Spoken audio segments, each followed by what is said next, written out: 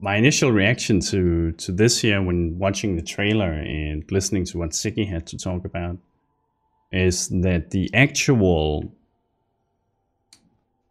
dungeon where you can progress and you can increase the difficulty to what's above tier 16 maps, take it beyond Uber Elder difficulty, that type of thing.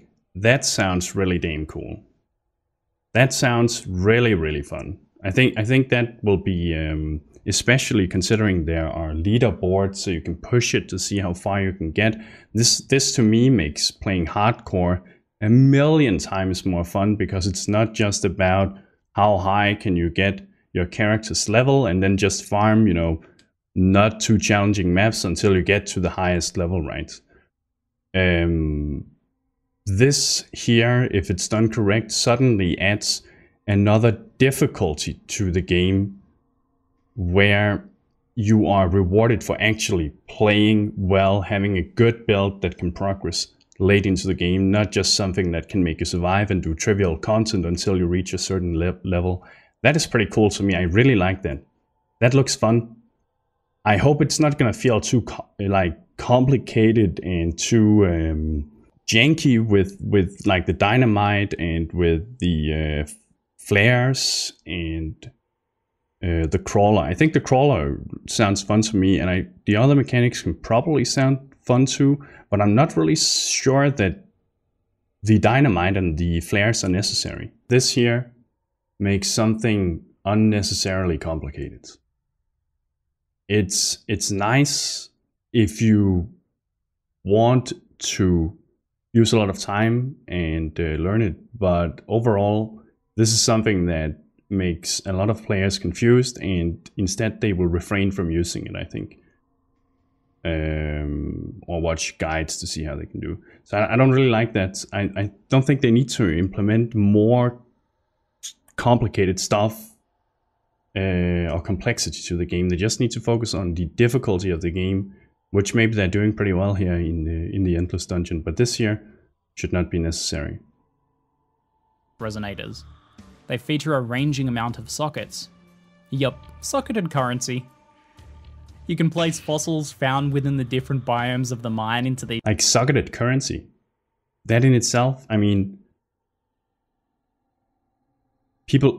new players already have a hard time understanding how socketed gems work, right? If you can socket currency, which people already also has a time on figuring out how to use because they have their functions, now you add the extra layer. I don't think that's a good idea. Not everything is for new players. No, not everything is for new players, but the problem is that, in my opinion at least, there's plenty of stuff for the hardcore player to do in Path of Exile. There's lots you can do with crafting already to really take you to that level beyond other players who don't do it. In line of doing so, in line of adding more of this here, it becomes overwhelming for players who do not have the experience with it. And instead of actually becoming, interested in trying to learn it, it scares them off instead. But I'm not saying that, again, this is just my initial reaction from that perspective. I'm not saying it's bad. I just don't personally like it. I don't think it's necessarily good to add to the game, or to add more complexity to the game. Similar to how I thought it was a bad idea to make Red Elder progression and Uber Elder progression that's overly complicated too, and is gated behind complexity rather than difficulty. 2 new skills can already be seen in this video. Toxic Rain, a new bow skill that rains spore pods that grasp at enemies with caustic vines, slowing them down and dealing chaos damage over time before exploding with additional chaos damage. What do you guys think of that skill when you hear about it the first time? What do you think about that? My first reaction is that, like, I like the idea of it. I think it's a cool mechanic, but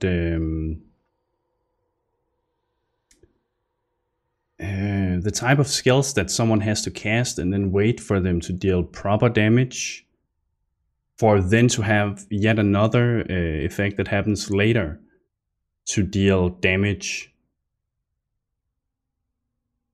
I'm not sure, like in the old Path of Exile where the meta was slower, I could see this being really, really cool. But here, maybe it's... Maybe you just really want to have the upfront damage and then kill them right away, right? But like this design of it sounds really cool. I'm just not sure it fits the meta. And maybe to touch on what I said about the crafting, I think the crafting in itself, like from someone who does, or for someone who does crafting, I can totally see why it's nice. I can also see why it's really nice in solo self-found, because it allows for more targeted farming. I just don't think it's necessary to add more crafting complexity to the game. And you're right that from, again, a veteran's point of view, it may not be that complex, but from an outsider's perspective, wanting to get into Path of Exile, or maybe someone who's just been dipping his feet, enjoying Path of Exile, then it's yet another mechanic that just, you have to fucking work around, and if you don't do that, you feel like you're putting yourself at a disadvantage because you're not willing to go read various guides on how to do it properly. You don't want to watch YouTube videos to do it properly and all that stuff. And I get that. It's fine that the core of the game can require guides and all that stuff, but the other stuff should be so digestible that you think to yourself, hey, I'll learn this as I go, as I try it out, right? I think it can be compared to essences, because I like essences too. Essences are pretty damn cool. They allowed for targeted crafting too. But I will bet my ass that, I want to say, I don't know, this is just a number I'm throwing out there, but let's say 90% of the player base are not using essences, because they see this here when they look at essences.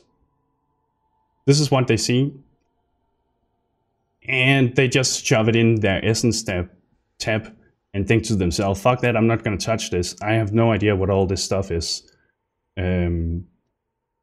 So essences, instead of becoming a thing that you use for crafting, probably it becomes a thing for many players that you either just sell or ignore. I don't really think we need more crafting stuff. It makes it complicated, and it makes it so that it's the elite who already sits at the top of the crafting market who will make use of these things and, you know, further their advance. And I'm not against that. That's completely fine. I like when people get rewarded for their effort, but why is it necessary to add more? That's what I mean. People are too lazy to read an essence in like 5 seconds, their own fault in my opinion. Nothing complicated here. I don't think that's true, Mirkos, because if we isolate it to something as simple as an essence, yeah, if this is what a player had to do to understand how an essence works, if the only thing they had to do was to read it, then yes. But the problem is, then you need to compare it to all your currency items. Like, is it better to use currency items? And all of these currency items here have a use that people are also feeling uncertain about. And it's not that people can't read it. It's that idea of, am I using it right, or am I wasting my essence by doing this, because they don't have the perspective, they don't have the insight to know if they're using it right. It's not really an issue of people can read it or not. It's a matter of, when they read it, do they understand if it's the appropriate time to use the item or not? And there's so much of that in Path of Exile, right? It's not just all the currency items. It's also the skills. It's the ascendancies. It's the flasks. I mean, it's the support gems and all that stuff. There's enough complexity in Path of Exile. More complexity is just going to push people away rather than make them feel included in the game. Left untouched for over 250 years, the Azurite Mine has been consumed by a malevolent darkness that cast out the Eternal Empire. Nico, an inventor, has harnessed the power of voltaxic sulfide to create a machine called the Crawler that can pierce the darkness. Delve into the mine, but don't leave the Crawler's light for long, or you'll be crushed by the darkness. And then it says the Crawler will speed up if you get ahead of it. Okay, so if you're clearing fast, it will try and make up for that, right? Kind of funny they made an Azurite Mine. Yeah, I was thinking the same. An Azurite Mine and an endless dungeon. Now they just need to add daily quests and reputation farming. Oh, wait. Socketable currency items. That's what we were discussing earlier, right? The ancient civilization created special crafting items that can be socketed with fossils to modify their behavior. These would be the fossils, and if you have this fossil, it says more physical mods and no chaos mods. This fossil here says has a corrupted essence mod. So if you know essences, you know what essences are, and if you know what corrupted essence mods can be, which of course everyone knows, right? Then you can put that into one of like the primitive alchemical resonator or the potent chaotic resonator or the powerful chaotic resonator. So I guess what it is that the better, like here you will be able to craft a less specific item, but still with, you know, some specificity. This is more specific because you can put 2 in, and this here is the most specific you can get if you use those. I guess this is an item that has been crafted with it. I guess it can be applied to any item. So it would override the natural restrictions there are. Would that mean you could, for instance, have put this on boots? That is going to be pretty damn insane if you can do that. If you aren't limited by the restriction of the base type. That's going to make for some interesting items. The infinite depths. So this is like an overview of the actual endless mine. Right. So the Azurite Mine is Path of Exile's first infinite dungeon. The deeper you delve, the harder the game gets. In Delve, you'll find encounters that are much harder than endgame maps. Your progress is only limited by the power of your character build. The depth ladder tracks who has delved the deepest into the mine.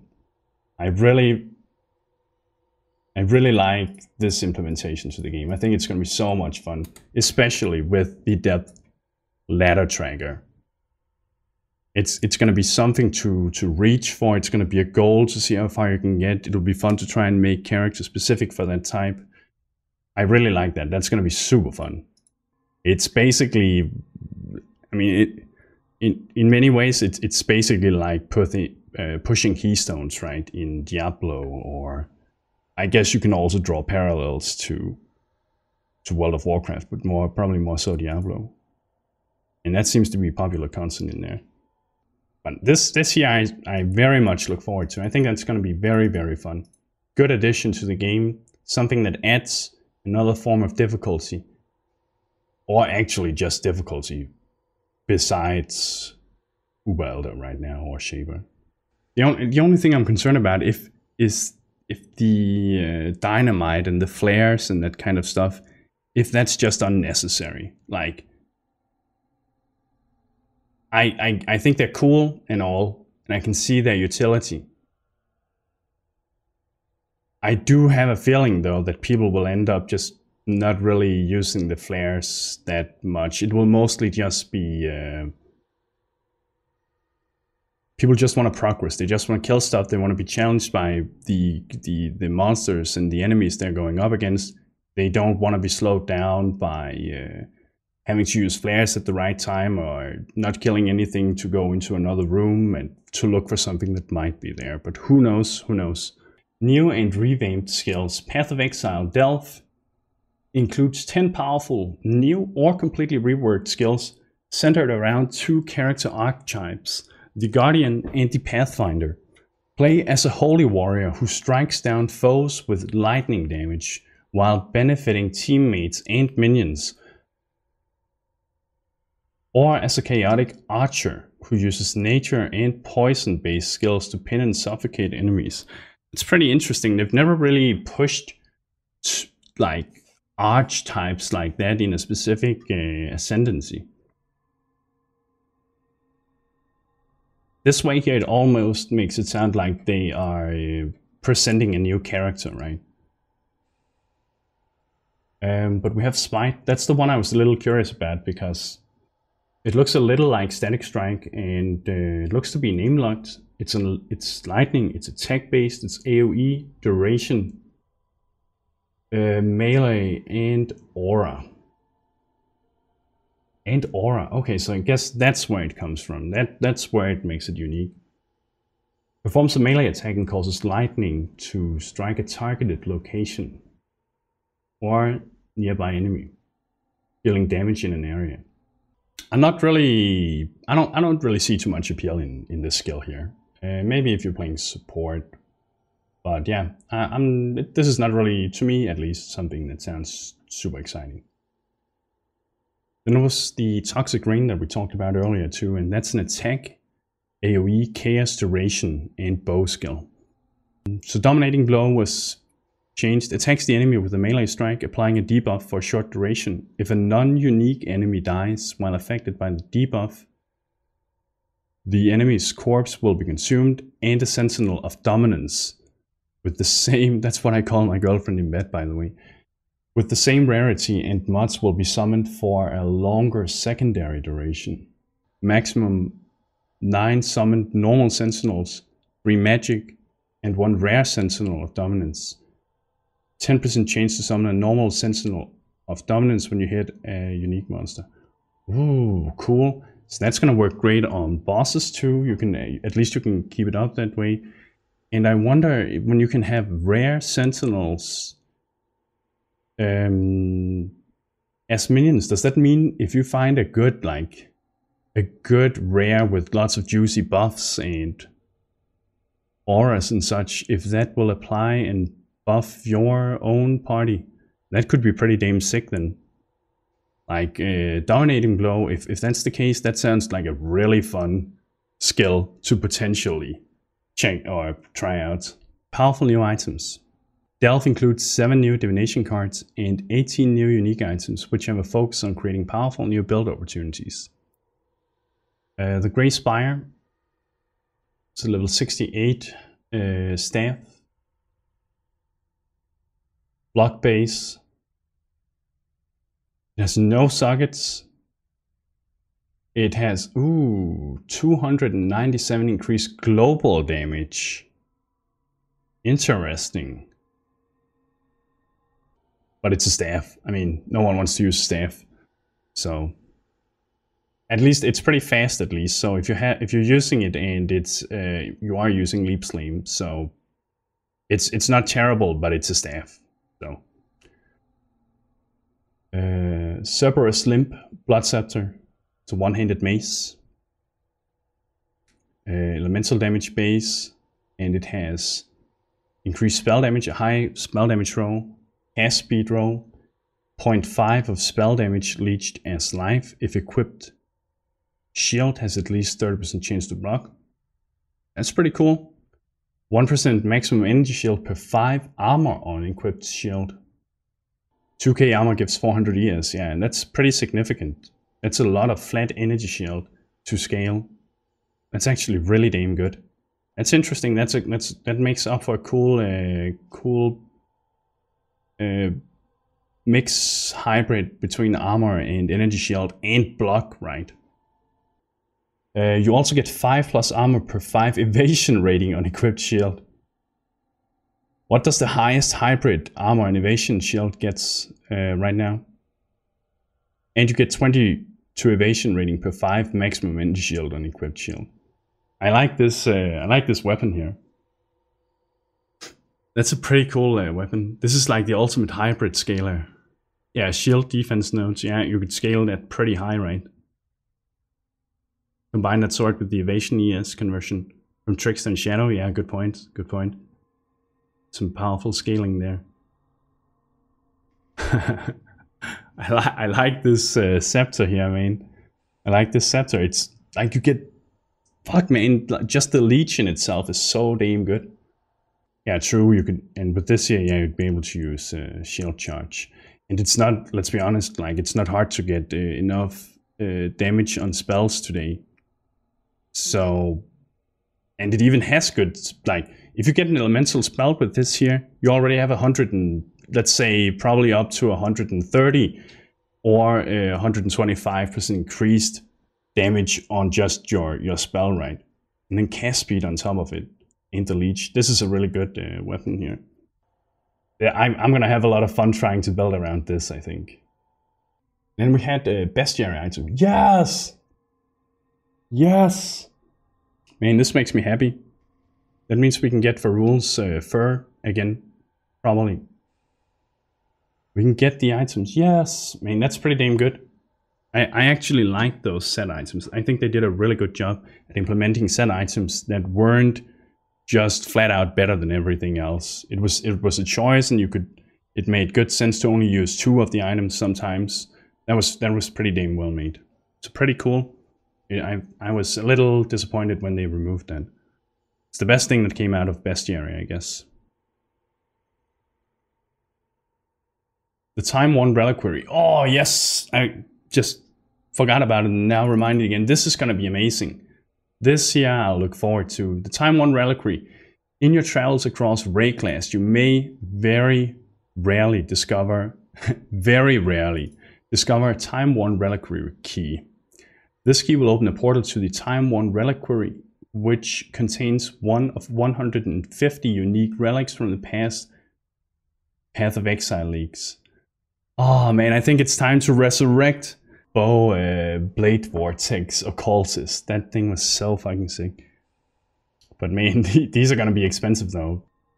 I guess there's not that much more to say to it. Final thoughts is that, as I've said, to summarize, I really look forward to the idea of the infinite depths. I think that can be really, really fun. It adds a new form of difficulty to the game that's not just about farming trivial content, and it's not just about doing that for so long that your character levels up.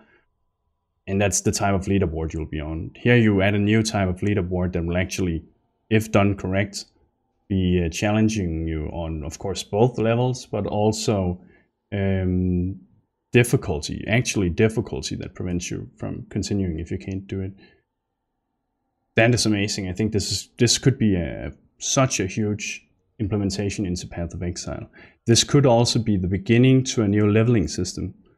I'm not sure they want to do that, but I could see this after you had gone through the campaign. Maybe you could even start in the depths on your next character to level that up, but who knows? I mean, not in this expansion. I don't think that's gonna happen, or leak, I mean.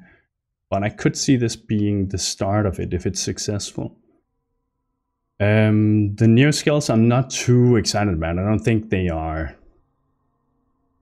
Yeah, Dominating Blow I'm excited for. Dominating Blow sounds like it's going to be really pretty damn awesome. Especially if you can benefit from the auras from rare monsters. And also because you can summon minions when you attack unique monsters. So it will work for bosses. I think Toxic Rain has a cool mechanic, but it doesn't fit the meta anymore. It's too slow before it actually deals enough damage that puts your character at too much risk in the meanwhile while the monsters attack you. But like, cool mechanic, but I'm not sure if it's gonna work. I will look forward to trying this out at least. But I have a feeling we'll be seeing a lot of stuff that needs to be polished with this. I'm not sure the whole flare system and dynamite system is a good idea. It may be better to just remove that and let players focus on controlling their own pace. Then again, make it challenging via the difficulty, not the complexity in the mechanics. It could be the thing that adds some more longevity to the game. I really like the idea of leaderboards.